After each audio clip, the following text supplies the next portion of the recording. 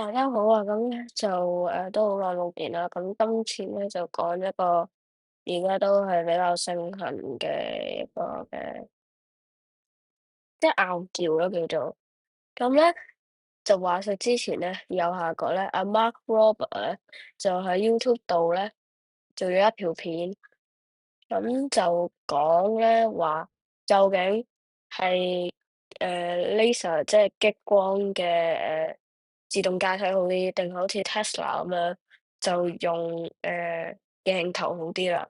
咁咧個爭議性最大嘅咧就係 Elon Musk 認為鏡頭已經係可以做到自動駕駛樣嘢，就唔需要去用激光啦。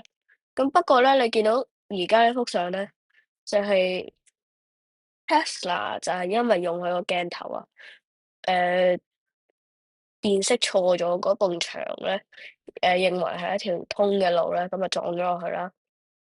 咁就呢個係爭議性其中一個好大嘅問題啦。咁如果係裏面嗰個唔係即係唔係一埲咁普通嘅牆，係一個真係更加危險嘅環境，會發生啲乜嘢事咧？咁今日就嚟探討下啦。咁好啦，我哋睇到 Tesla 嘅鏡頭咧，分佈大概係咁樣嘅。左邊呢一幅圖係喺 Tesla 嗰度傳咗落嚟啦，咁我就加咗啲箭嘴落去，大家可以睇下啦。佢車尾係有一個嘅，咁車尾嗰個係倒後啦，或者俾人追尾嘅時候可以睇得到。咁啊，前面咧，你見到啦，佢喺駕駛座上面都係有兩個鏡頭嘅。咁喺分別嘅門嗰邊都有啦。咁其實佢有一個好大用處，如果你唔用佢個自動駕駛嘅話咧，都有一個好大嘅用處，就係可以用佢個 Sentry Mode。咁其實簡單嚟講咧，就係喺你放低咗部車之後，你驚俾人偷嘅話咧，你就可以開個 Sentry Mode 啦。咁就可以影到咧有咩人喺呢架車嘅周圍啦。咁係咧影到嘅，不過就會有少少耗電啦。咁樣咧，我哋即係對比下好知名嘅國產車比亞迪啦。咁比亞迪就係選擇咗用雷射啦，咁就冇好似 Tesla 咁樣用鏡頭嘅。咁你見到啦，我呢度就因為比較難擺位，所以就直接擺咗幅圖喺度啦。咁呢一幅圖就係由 Drive 嗰度 download 落嚟嘅。咁你見到啦，佢 sensor 其實都係好似 Tesla 咁遍佈全車啦。咁咧，比亞迪咧見到個 sensor 咧應該係大過 Tesla 嘅，咁我又冇自己統計啦。不過驟眼睇咧，係應該多過 Tesla 嘅啦。你哋可以睇下 Tesla 咧，其實有1、2、3、4、5、6、7，得7個嘅啫。咁比亞迪咧，其實一驟眼睇其實已經係多好多啦，即係都唔會多好多，多幾個咁樣咯。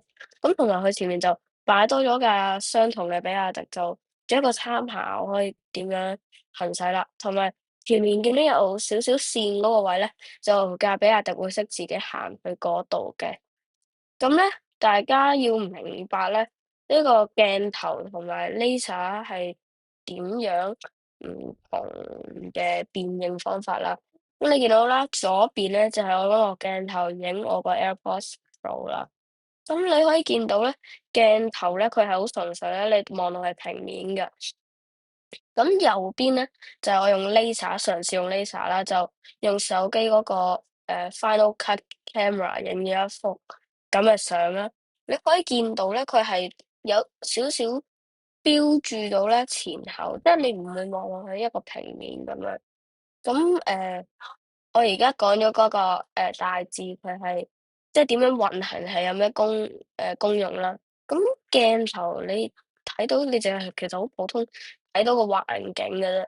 咁即使你不過如果係雷射，即使你唔係電腦嘅話咧，你都可以大概睇到個即係邊個係近啲，邊個係遠啲，即係睇到凹凸啦。咁因為鏡頭即係可以用影睇啦，不過當你前面佢360度打燈嘅話，你就未必可以睇得到邊個凸啦，邊個係凹啦。